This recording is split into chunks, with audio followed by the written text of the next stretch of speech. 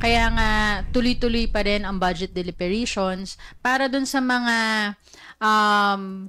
items na wala namang problema. Yan ang binigyan diin ni House Spokesperson Attorney Princess Abantes sa isinagawang presscon kanina. Ito'y sa kabila ng panawagan ng ilang mambabatas na muling bisitahin at rebisahin ng Department of Budget and Management ang ilang irregularidad na kanilang nadiskubre sa National Expenditure Program.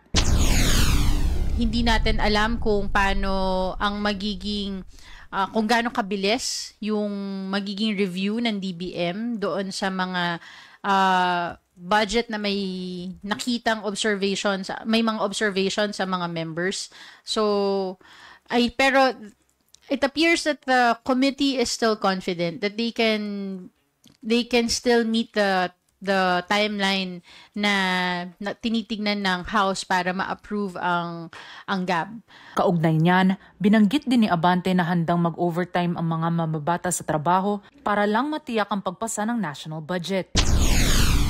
Nakita naman natin kung gaano kabilis din yung developments dun sa pag-express ng sentiments ng party leaders, dun sa pag-finding ways where we can address the issues ng mga party leaders. Nilinaw din ni Abante ang panawagan ng mga mambabatas kahapon na hindi nila magagampanan ang kanilang tungkulin na isulong ang panukalang budget kung mayroon pa itong problema.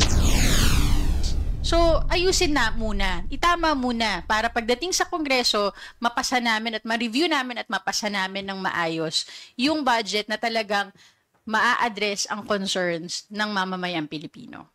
Pero kung taong bayan ang tatanungin tungkol sa usapin, ibalik na lang muna nila. Kasi para sa tao rin naman yan, tsaka sa ikabubuti ng ating lugar o sa buong Pilipinas. Mas maganda po siguro talaga na ibalik na lang din po muna para kahit po paano. Mas may plano ng mas maganda yung kung saan po dapat ilagay yung budget na yan.